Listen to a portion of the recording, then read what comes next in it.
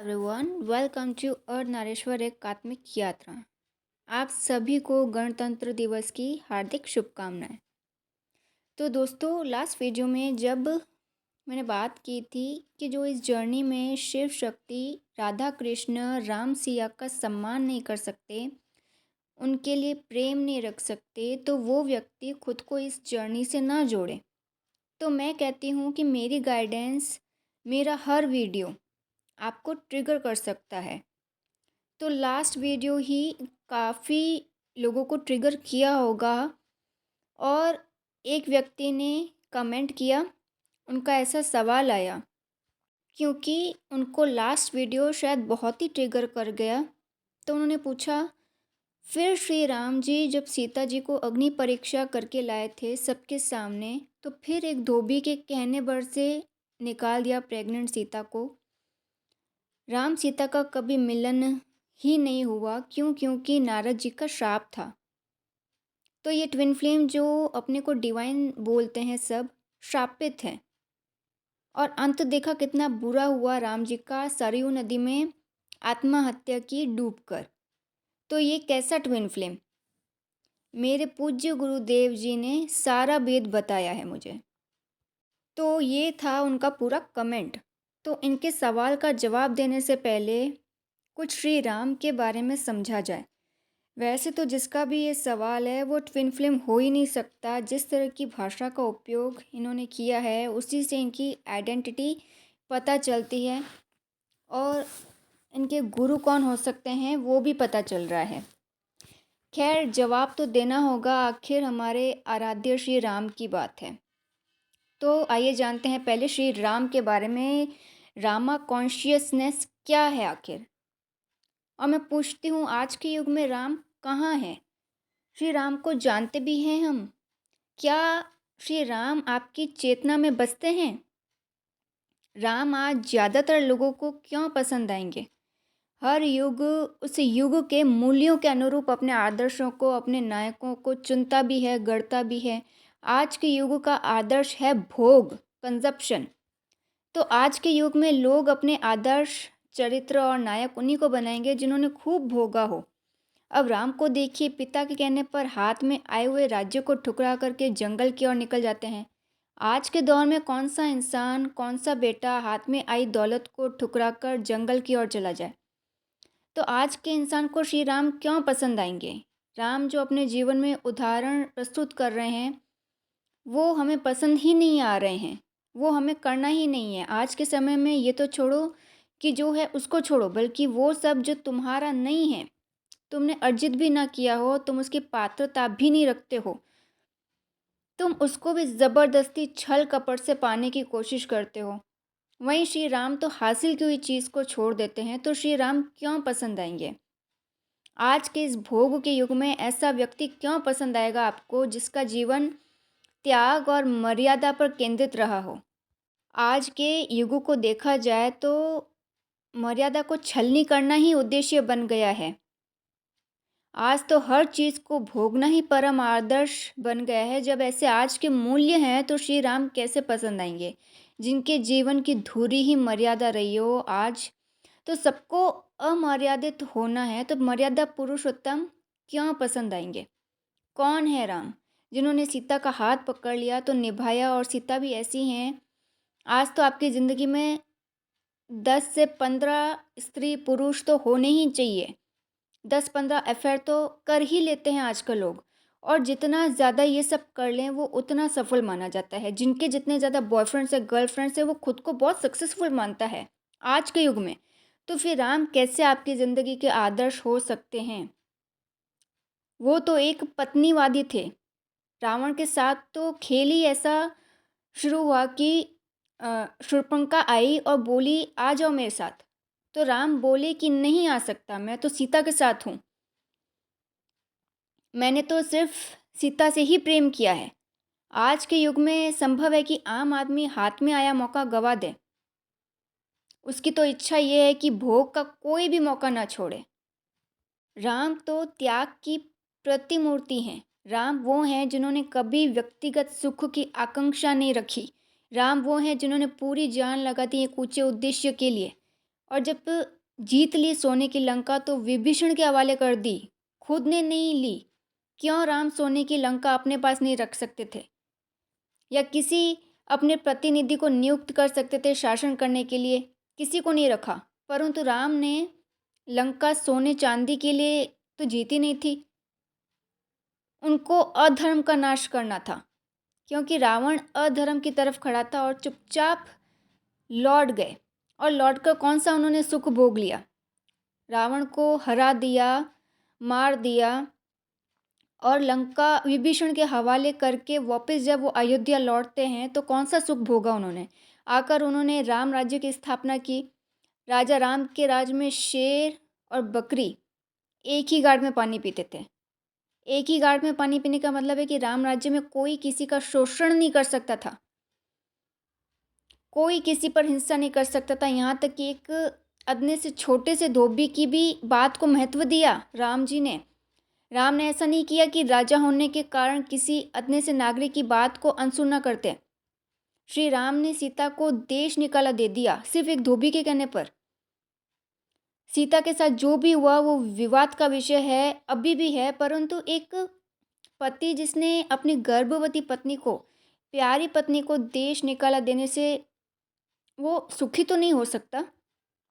श्री राम सुखी तो नहीं हुए होंगे स्वयं, दुखी वो भी हुए होंगे। श्री राम वो हैं जिन्होंने अपने व्यक्तिगत सुखों को प्राथमिकता दी ही नहीं। इसके विपरीत जो आज का आदमी है उसके लिए व्यक्तिगत सुख से बढ़कर कुछ है ही नहीं। तो राम हमें क्यों पसंद आएंगे? यही कारण है श्री राम आज के स्वार्थी युग में खासकर युवाओं में अप्रासंगिक होते जा रहे हैं, बल्कि नए नए आदर्श खोजे जा रहे हैं। ये युग मूल्यों के संक्रमण का युग है। मूल्य संकुचित होते जा रहे हैं, वैल्यूज़ कम होती जा रही हैं, और राम जिन मूल्यों के प्रतिनिधि हैं वो मूल्य हमें पसंद ही नहीं आने वाले हैं। कदम कदम पर राम कर्तव्य पर चलते हैं। वो ये नहीं देखते कि उन्हें लाभ क्या होगा, उन्हें सुख प्रसन्नता मिलेगी या नहीं मिलेगी, वो ये सब देखते ही नहीं। वो तो बस अपने कर्तव्य का पालन करते हैं। आज के युग में कौन अपने कर्तव्य का पालन करना चाहता है? तो फिर राम क्यों अच्छे लगेंगे हम सबको?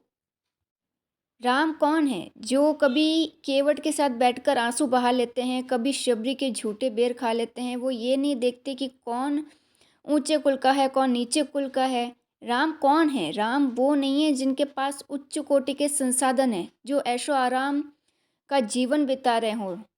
राम वो हैं जो जंगल में जाकर जंगल के लोगों की ही सेना बना लेते हैं, वानरों की, रीछों की। वैसे वो जंगल के निवासी थे जो वानरों के और अन्य जीवों के उपासक थे। तो राम ऐसे लोगों की सेना बनाकर भिड़ जाते हैं उस समय के सुपर पावर से। लंका उस समय का सुपर पावर था, उस समय का यूएसए था। तो राम हमें क्यों पसंद आएंगे?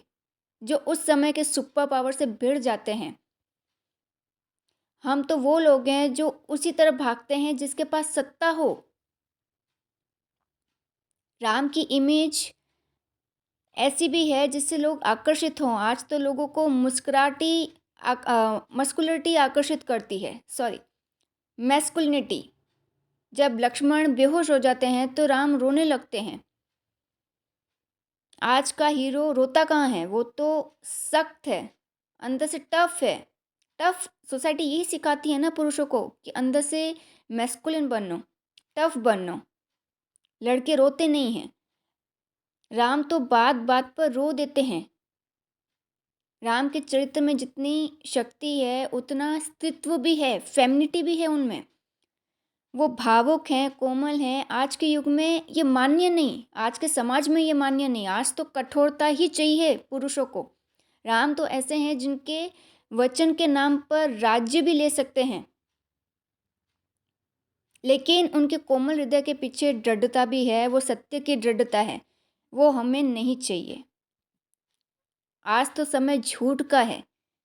आज लोग राम को पसंद करेंगे जो 14 साल जंगल में भटक रहे थे। हमको तो चाहिए सजे सजाए घर, सुख सुविधा से संपूर्ण। आज की लड़कियों को ऐसे राम क्यों पसंद आएंगे? क्यों डिवाइन फेमनाइन्स चेस करना नहीं छोड़ती हैं। वो क्यों डिपेंडेंट रहना चाहती हैं अपने डीएम पर, मैस्कुलिन पर। आज की अगर लड़कियों को देखा जाए तो वो चेज़ ही इसलिए करती हैं कि अ, जो भी उनका जीवन साथी हो उसके पास खूब सारा बैंक बैलेंस हो, प्रॉपर्टी हो। तो आज की लड़कियों को ऐसे राम क्यों पसंद आएंगे जो पत्नी को जंगल में भटका रहे हैं। आज तो उनको ऐसे लड़के जो उनको सुख सुविधाएं दे सकें, उनको लग्ज़री दे सकें, ऐसे इसलिए वो चेज़ करती हैं ऐसे मैस्कुलिन्स को, और ट्रॉमा झेलती हैं, टॉक्सिसिटी झेलती हैं। रिटर्न में वो जो प्रेम है उनको मिलता ही नहीं है, पर वो खुद भी डिस्टॉर्टेड होती हैं, वो इस बात से भी अनजान होती हैं। तो और बहुत सी बातें हैं राम के चरित्र में जो आज के मूल्यों से मेल खाती ही नहीं हैं।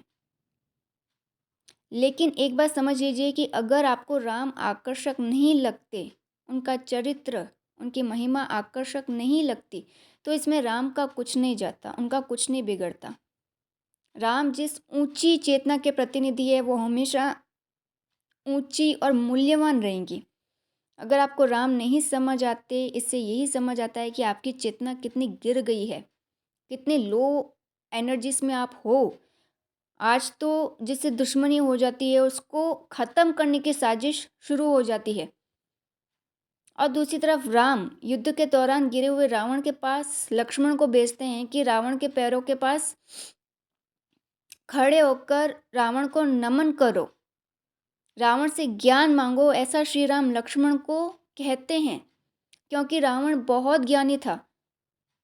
ये मूल्य किसको पसंद आएगा? श्री राम का। कौन करना चाहता है ये सब? जब राम वनवास से लौटते हैं तो माताएं सामने पड़ती हैं, वो भी है जिन्होंने राम को वनवास दिलाया था। लेकिन राम के हृदय में देश का कोई नामो निशान नहीं, कोई कोई घृणा नहीं, नफरत नहीं। वनवास के 14 साल भी राम को आहत नहीं कर पाए, ऐसे थे राम। अगर आज के युग में कोई राम जैसा होना चाहे तो लोग हंसेंगे कि देखो कैसा सदाचारी हो रहा है, कितना भोला बन रहा है, शरीफ बन रहा है। लोग मजाक बनाते हैं उसका। राम तुम्हारा व्रत स्वयं ही काव्य है, कवि कोई बन जाए सहज संभव है। कोई वजह है कि कबीर साहब जैसा कोई मूर्धन्य ज्ञानी जो बस राम राम का नाम ही लेता रहता है, कोई वजह है कि गुरु ग्रंथ साहिब में राम का नाम सैकड़ों हजारों बार आया है। अगर उस राम को आज हम मूल्य या सम्मान नहीं देना चाहते तो ये हमारी मर्जी है।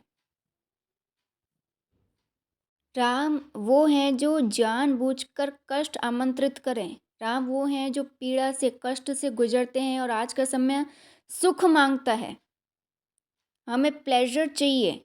ये ये जो युग है हैप्पीनेस का है, हैप्पीनेस का पुजारी है, हैप्पीनेस को चेस करता है हर वक्त। और तुमको राम के चरित्र में हैप्पीनेस बहुत कम मिलेगी। उन्होंने हैप्पीनेस को चेस किया ही नहीं। बहुत बड़ा दिल चाहिए जानते बूझते दर्द को आमंत्रित करने के लिए कि सामने वनवास मिलेगा, फिर भी वो गए। और सच्चाई के प्रति ज़बरदस्त निष्ठा चाहिए जानते बूझते दर्द को जीवन में बुलाने के लिए। सीता को उठा ले गया रावण और राम रो रहे हैं, पक्षियों से, पेड़ों से, जानवरों से पूछ रहे हैं कि सीता को देखा क्या, सीता को देखा क्या, रोते हुए। आज का कौन सा पुरुष रोएगा अगर उसकी पत्नी उससे बिछड़ जाए, छोड़ जाए? फिर वो सीता को ढूंढते ढूंढते जटायु के पास पहुंचते हैं। जटायु शत विक्षत अवस्था में आखिरी सांस ले रहा है। राम उसको गले लगाते हैं, उसका अंतिम संस्कार करते हैं। करुणा और दयालु है राम। एक छोटी सी गिलहरी है जो पुल बनाने में पूरा सहयोग कर रही है। राम देखते हैं, मुस्कुराते हैं और स्नेह से उसकी पीठ पर हाथ फेरते हैं। ऐसे हैं राम। उनके चरित्र में कोई चकाचौंध नहीं, मिलावट नहीं, दिखावा नहीं, कोई चमत्कार नहीं। भाई ज़मीन पर बेहोश पड़ा है तो भी उसकी जान कोई चमत्कार करके नहीं बचा लेते। ये जो आप आजकल ट्विन फ्लेम जर्नी पे आप सुनते हो, ये मिरेकल हुआ, वो मिरेकल हुआ, सरेंडर कर दो तो ये मिरेकल हो जाएगा, मिरेकल्स की लाइन लग जाएगी। पर श्री राम के पास तो अद्भुत शक्तियाँ थी, अवतार थे वो, फिर भी लक्ष्मण जी को कोई चमत्कार करके नहीं बचाते हैं। बहुत साधारण है राम। आज कौन साधारण रहना चाहता है? कौन आंसू बहाना चाहता है? आज कौन किसी गिलहरी की पीठ पर हाथ फेरना चाहता है? आज कौन वानरों को गले लगाना चाहता है? बल्कि आप एनिमल लाइफ, वाइल्ड लाइफ देखिए, एनिमल्स को देखिए बाहर कितना तड़प रहे हैं, रो रहे हैं, कुचल रहे हैं लोग उनको। इतना जो है मीट है, बीफ है, बिकता है एनिमल्स का। क्यों आखिर लोग नॉन-वेज बंद नहीं कर पा रहे हैं? थक गई हूँ वीडियोज़ में समझाते-समझाते कि जब तक एनिमल्स पे क्रूएल्टी होती रहेगी, हम अपने मिशन वर्क में कभी सक्सेसफुल नहीं बन पाएँगे। हमारी ट्विन फ़िल्म जर्नी का गोल सिर्फ़ रीयूनियन नहीं है। आज के दौर में सब एक चकाचौंध भरी ज़िंदगी मिले, ऐसा जीवन चाहते हैं। आज तो हमें वो सब चाहिए जिसमें उत्तेजना हो, जिसमें ताकत हो, जिसको इस्तेमाल करके हम दुनिया को भोग सकें से भोग सकें। आज कौन हाथ आई सोने की लंका छोड़ देना चाहता है? कौन छोड़ेगा? पर श्री राम ने छोड़ दी। श्री राम ऐसे जिए जैसे उनके लिए अपना कुछ है ही नहीं। वो जिए सिर्फ़ अपने कर्तव्यों का पालन करने के लिए। हमारी छोटी बुद्धि में ऐसा चरित्र घुसेगा ही नहीं। हम पूछेंगे कि सिर्फ़ धर्म का, मर्यादा का और कर्तव्य का पालन। तो हैप्पीनेस कहाँ है? ये बात हमारी समझ के बाहर है। आपेक्ष भी लगते हैं राम पर कि सीता की अग्नि परीक्षा ले ली, बाली को धोखे से मार दिया। उसमें राम को क्या मिल रहा था? जिस पत्नी की खातिर वो मौत से भिड़ गए। अगर उनको ज़रा भी संदेह होता सीता पर तो वो राम होते क्या? अगर वो राम हैं तो वो ऐसी सीता चुनेंगे ही नहीं जिस पर संदेह किया जा सकता है। उनको कोई संदेह नहीं। उनको कोई सुख थोड़ी मिल रहा है कि ये सब करके। पर हाँ, लोगों का मुँह, लोगों की बातें, जितने मुँह उतनी बातें। लोगों ने कहा अग्नि परीक्षा, बोले ठीक। लोगों की बातों से वो सहमत हो जाते हैं। लोगों ने कहा सीता रावण के यहाँ रहकर आई है तो भी बोले ठीक है, सीता के साथ तो इसमें हुआ ही है। राम को भी इसमें क्या सुख मिल गया? श्री राम का चरित्र ऐसा है कि वो अपने लिए कुछ कर ही नहीं रहे थे। फिर इसलिए हमको सीता का भी चरित्र समझ नहीं आता। हम समझते हैं जैसे सीता कोई पीड़ित नारी नारी हो, बहुत शोषित की गई हो। और आजकल के उदारवादी बुद्धि के दौर में सीता को एक शोषित नारी दिखाने का चलन हो गया है कि कितना सहा सीता ने, कितना अत्याचार सहा। सीता को टारगेट करके श्री राम को भी टारगेट किया जाता है। उन पे भी सवाल खड़े किए जाते हैं। सीता क्या है? उसको समझने के लिए सीता जैसी ही कोई असाधारण स्त्री चाहिए जिसका मन बहुत साफ हो। जिनका मन साफ नहीं होगा उनको सीता एक शोषित स्त्री ही समझ में आएगी। वो युग दूसरा था जहाँ रावण भी आज के नायकों से कहीं ज़्यादा ऊंचाई लिए हुए था। उस युग का रावण भी बहुत महाज्ञानी था। वो तो राम के सामने पड़ गया रावण, इसलिए अपराधी कहलाता है आज भी। राम की तुलना में रावण दोषी कहलाया जाता है। यदि आज के समय में हो रावण तो आज का तो महापुरुष होगा रावण। आपके सामने वो रावण महापुरुष होगा पूरे समाज के सामने। वो अपराधी था अगर तो सिर्फ श्री राम के लिए, वो भी उस युग में। रावण स्वयं भी विद्वान था, धर्म का पालन करता था, पंडित था। वो युग दूसरा था। वो राम का, सीता का, हनुमान का, रावण का युग था। बहुत ऊंचे लोग थे। बस अहंकार आ गया रावण में, वरदान मिल गया उससे। बस उसी अहंकार के कारण श्री राम के हाथों मारा गया, वरना बहुत ज्ञानी था वो भी। आज के दौर में राम तो है ही नहीं। त्रासदी ये है कि रावण भी नहीं है। ये वो दौर चल रहा है जहाँ बौने लोग नज़र आते हैं, दिखावटी बहुत ज़्यादा हैं। राम, सीता, लक्ष्मण, हनुमान, विभीषण बहुत ऊंचे लोग थे। उनकी चेतना बहुत ऊंची थी। आज तो चारों तरफ बौने लोग हैं जिन्हें ना राम समझ आने हैं, ना सीता, ना रावण और ना ही रामायण समझ में आनी है। इसलिए कमेंट्स में आके ऐसे सवाल करते हैं। हाँ, दिवाली पर ज़रूर ये काजू किशमिश बर्फ़ी चमका लेंगे। मैं नहीं कहती कि दिवाली पर ये सब खाना नहीं चाहिए, पटाखे फोड़ लेंगे, धनतेरस के दिन बहुत सारा सोना चांदी, बहुत सारी शॉपिंग करके आ जाएंगे, खरीद लेंगे। इनके लिए श्री राम बस यही है, इतना ही उन्होंने समझा है। श्री राम जब वनवास से लौटे थे तो क्या उन्होंने सोना चांदी खरीदा था? क्या उन्होंने भोगा था संसार को? पर हमने क्या सीखा रामायण से? सिर्फ सिर्फ अपमान किया है श्री राम का। सवाल उठाए हैं कभी श्री राम पे, कभी माँ सीता पे, पूरी रामायण पे बस सवाल खड़े किए हैं। अब आती हूँ उस कमेंट पे जो पूछे गए थे सवाल। सबसे पहले तो कोई भी अवतार हो उनकी मृत्यु होती ही नहीं है, और ऐसा कहना भी मूर्खता है। श्री राम जी ने जल समाधि ली थी सरयू नदी में, आत्महत्या नहीं कह सकते उसे। जैसे जब सीमा पे कोई जवान शहीद होता है तो हम ये नहीं कहते कि जवान, हम यही कहते हैं कि जवान शहीद हुए हैं, ये नहीं कहते कि जवान मर गए हैं। ऐसे कहने से उनका अपमान होता है।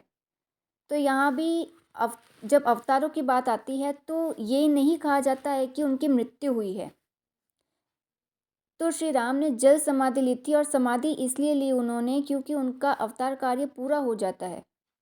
तो यमराज साधु के वेश में उनसे मिलने आते हैं और एकांत में वार्तालाप करने की बात कहते हैं। इसलिए वो लक्ष्मण जी को द्वार पर पहरा देने को कहते हैं ताकि कोई भीतर ना प्रवेश कर पाए। पर वहाँ पहुँच जाते हैं महर्षि दुर्वासा, और वो हट कर बैठते हैं श्री राम से मिलने की। पर लक्ष्मण जी आदरपूर्वक उनसे प्रतीक्षा करने को कहते हैं, जिससे ऋषि दुर्वासा अत्यंत क्रोधित में आ जाते हैं और अयोध्या को या श्री राम को, ऐसा ही कुछ है, श्राप देने की बात कहते हैं। तो ऐसे में श्राप ना मिले, ना अयोध्या को ना श्री राम को, लक्ष्मण ने खुद का उस वक्त बलिदान देने की सोची और वो भीतर प्रवेश कर जाते हैं कुटिया में। अब श्री राम अपने भाई को कैसे मार सकते थे? तो उन्होंने लक्ष्मण को देश निकाला दे दिया। भाई से दूर रहना लक्ष्मण जी के लिए एक तरह से मरने के समान था। तो वो सरयू नदी में विलीन हो गए। उन्होंने भी जल समाधि ले ली और शेषनाग का रूप ले लिए। कुछ दिन बाद श्री राम खुद भी जल समाधि ले लेते हैं और अपने श्री राम अवतार की लीला का अंत करते हैं। जल के भीतर वो अपने वास्तविक स्वरूप विष्णु का रूप धारण करते हैं और वैकुंठ धाम की ओर प्रस्थान कर जाते हैं। ये होता है असल में। रही बात कि क्यों श्री राम ने गर्भवती माँ सीता को देश निकाला दे दिया, वो भी एक धोबी के कहने पर, तो असल में माँ सीता को एक गर्भवती तोती का श्राप था कि उन्हें भी गर्भावस्था में अपने पति का वियोग सहन करना पड़ेगा, और नारद जी ने विष्णु जी को इस वियोग का श्राप दिया था। इसके पीछे की पूरी कहानी आप खुद सर्च कीजिए, जानिए पूरी कहानी क्या थी इस श्राप के पीछे। वो त्रेता युग था, धर्म और सत्य की राह पर चलने वाला समाज था, इसलिए लोग और पशु पक्षी हो, सबके श्राप फलित हो जाते थे। कोई भी पीड़ित होता था, शोषित होता था, किसी के साथ अन्याय होता था तो उसके मुख से श्राप निकल आता था, दुख में, अत्यधिक दुख के कारण। पर अगर अवतारों की बात कहूँ, चाहे श्री राम हो या कृष्ण, सीता हो या राधा, ये श्राप मिलने के बाद भी स्थिर रहा करते थे। जिन भी अवतारों को श्राप मिला है वो उसके बाद भी स्थिर रहे। आपकी और मेरी तरह नहीं है कि श्राप मिला नहीं, किसी ने कुछ कहा नहीं और रिएक्ट कर लें या गुस्से में आ जाए, ऐसे नहीं थे अवतार। जो साइकिल है कर्मा की कैसे काम करती है, ये इनको पता था और भली-भाँति जानते थे कि अपने कर्मों का हिसाब-किताब सबको देना होता है। ब्रह्मांड के नियम सबके लिए बराबर हैं। ब्रह्मांड के नियम अवतारों के लिए अलग नहीं या आपके और हमारे लिए अलग नहीं है। सबको अपनी कार्मिक साइकिल भुगतनी होती है, पूरी करनी होती है। तो जिसने भी ये कमेंट किया, उनका ये भी मानना है कि राम सीता का कभी मिलन ही नहीं हुआ। जो ट्विन फ्लेम खुद को डिवाइन बोलते हैं तो सब शापित हैं, ये ऐसे हैं वैसे हैं। तो एक ही बात बोलूँगी इनको कि सच्चा प्रेम करने वाले कभी मिलते नहीं हैं, बल्कि वो एक दूसरे में पहले से ही समाये रहते हैं। ये तो महज उनकी देह होती है, फिजिकल बॉडी होती है जो वियोग सहा करती है। यस, एक्चुअली में ट्विन फ्लेम्स का वियोग कभी होता ही नहीं है। पर ये बात तो सिर्फ एक ट्विन फ्लेम ही समझ सकता है। लिबरल्स को ये जर्नी कहाँ समझ आएगी। और मेरे विचार से शापित वो लोग होते हैं जो अपने सारे मार्ग बंद कर देते हैं इस जर्नी में आने के। जिस जर्नी से हम प्रभु से जुड़ते हैं, मुक्ति पाते हैं, वो जर्नी शापित कैसे हो सकती है? कमेंट करने से पहले ज़रा ये तो सोचिए। और एक सवाल करूँगी, जब आप जैसे लिबरल्स को रामायण की ABCD पता ही नहीं है तो कमेंट में आके इस तरह के सवाल करते ही क्यों हैं? क्योंकि आप किस कम्युनिटी से हैं वो आपके सवाल से ही पता चल रहा है। तो उम्मीद करती हूँ इस वीडियो से आपको श्री राम की महिमा का, उनके चरित्र का ज्ञान प्राप्त हुआ होगा। तो दोस्तों वीडियो को यहीं समाप्त करना चाहूँगी। जय सिया राम, जय सिया राम, जय सिया राम। फिर मिलूँगी ऐसी और गाइडेंस लेकर। Till then goodbye, God bless you.